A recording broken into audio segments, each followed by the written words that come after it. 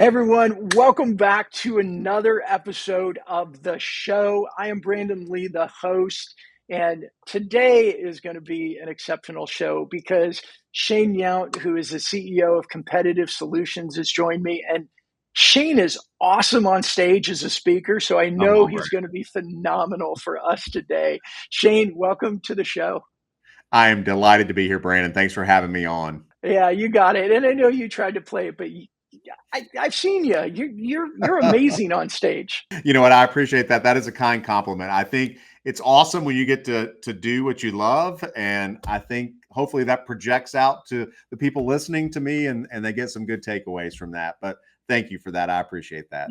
You got it. Well, let's jump into doing what you love. Shane, can you tell everybody a little bit about you and your career and your company? Yeah, thank you, Brandon. You know what? I get the honor of leading a company called Competitive Solutions, and we've been in this space since 1991. Which just every time I say that, I'm like, wow, has it been that long? But it almost seems like yesterday, Brandon. And not to be cliche, but again, when you're doing what you love, it's like the years just pass at a pace that is it's hard to even wrap your head around sometimes. When we started the company in 1991, if you just think about industry, I would suggest there wasn't even a lot of consulting firms. I mean, that wasn't a language in North America we really talked about in the late 80s, early 90s. And then when we started talking about it, it was around how do you get organizations to work better together, right? We were kind of looking globally at places like Japan and other nations that were really trying to engage their workforce. And so I started this methodology of, hey, if we can just get people to work together better and communicate better and appreciate each other more, then that should lead to a culture of high performance. And that's how it started in 1991. And over the years, it's evolved into three distinct capabilities and trademarked programs. And it's just wow, right? Wow. Yeah, that's fantastic. Well, Shane, I want to talk to you specifically around the Visuant software today, Yeah. because I think that there's such a high need there, and there's so many challenges for companies. Would you mind tell us a little bit about what are some of the biggest challenges that your customers are having, and then in the process, tell us a little bit about what Visuant does. But really, let's hear what those challenges companies are having. No, it's a great question, Brandon, and I'll tell you, it's one that I think would resonate across industry, and that is data, right? Everywhere you go, every meeting I'm in, every trade show I speak at, there are people asking about how do we use this volume of data that we are generating right now. And what we talk about and what I passionately believe is there is a difference between data visualization and data utilization. And where I see companies struggling is we're spending all of our energy visualizing data, generating charts and graphs and dashboards and scorecards and spreadsheets to the point where we're overwhelmed with the sheer visualization of those numbers that often there's no energy left to get to a place of how do we utilize this to Yeah. move our business forward. And so the question that we're asked everywhere we go is how do we take our data and actually make it work for us, right? Because today it kind of feels like it's working against us. Yeah, and that seems like we moved from this era of data over the last 20 years or so, and then dashboards. Everybody's like, well, you need a dashboard. So now you have all this data, and there's almost data overload, and they're not utilized. I love you said the data effectiveness, visualization, the effectiveness. Why is this so important for them to take that data and make it effective? Like, what's happening with companies who aren't turning that data into something productive? The easiest metaphor, Brandon, I would give you on this, and I think it's very resonant, is how do you view your data? Do you view it as a thermometer or a thermostat? And when you really Mm, begin to unpack that question with a client, and when I describe a thermometer, right, that's a passive report, right? You've got children, I've got children, right? When they weren't feeling well, one of the first places we would go would be the medicine cabinet, get that thermometer, take their temperature. The act of taking their temperature is not going to make them feel better. It's not going to wow. treat any symptoms. It's just going to give you a passive report. And I think so often, because we're in this visualization mindset, all we're doing is building a whole bunch of thermometers, as Mm. opposed to the mindset of when I talk about utilization, I'm talking about making data a thermostat, right? I travel a lot, and I've been married almost 30 years. And the one thing that my wife and I literally have fought more about is the temperature of our home. And so when I get to travel and go to a hotel room, I'm not negotiating the temperature of that hotel room. I walked into a hotel this week, and I guess the person in there before me was very, very cold natured because they had the unit off and the temperature in the room was 76 degrees. If all I had in that hotel was a thermometer, it would have been, Brandon, a very long and miserable night at 76 degrees. Fortunately, on that wall of that hotel room, there was a thermostat, and I could look at that and say, 76 isn't going to work for me. Fortunately, that thermostat had the functionality to do something with what that number was telling me. And when you get in Wow. this mindset that we need to look at data not as a thermometer, but as a thermostat, when you get in the mindset that behind the data, there must be a system of use, right? And we can unpack that more in a second. But this idea that what does a good system of use look like?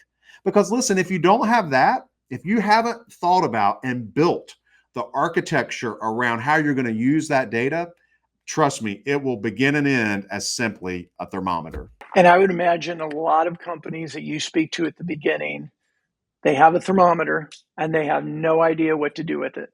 You're absolutely right. I'll give you a real example. So we're doing a huge project right now with the Army, and the Army has these installations that are a lot like factories all over the country. Right? There's 23 of them. I was in one in Oklahoma recently that makes bombs. So super cool place, right? And the director of engineering, maintenance, and facilities used a great example with me. He said, Shane, we've tracked equipment failure and downtime as a metric for over a decade, right?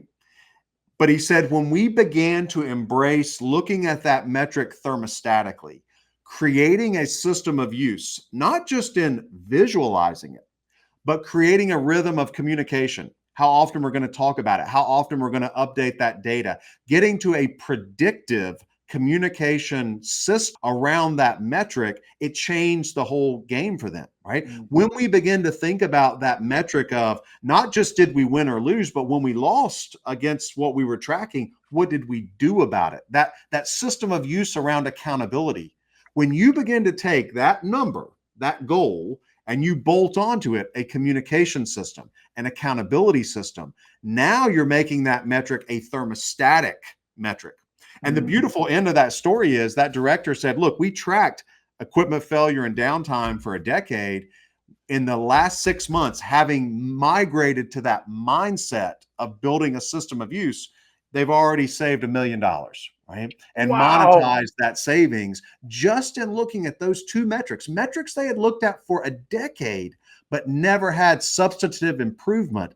So, I get excited when I talk about thinking about metrics differently, right? And using data Yeah. differently because there is a significant business driven impact to that, which is awesome to Yeah. hear. And I love how you said that, a system of use. And if I can summarize this, what I heard, companies like the Army and millions of companies out there, they've been gathering data, data, data. And then they probably run around like a chicken with their head cut off going, what do we do with it? Or identify problems and go, this is a problem, and then stop because they don't have a system of use that's throughout the organization that everybody agrees upon. This is what we do and this is how we help it. Is that what I'm hearing? Yeah, absolutely, Brandon. I mean, I would ask your listeners, right? I would imagine that many of your listeners right now today have in their inbox some email with an attachment that is some form of data that they, if they're being honest, have no intention of opening, no intention of reading, no intention of communicating, no intention of acting against it, right? It's just this noise, this white noise in our organizations. And Yeah. that's the challenge of this overwhelming need for data that I see organizations wanting right now. It's creating this white noise of background that we don't know how to decipher and discern, right?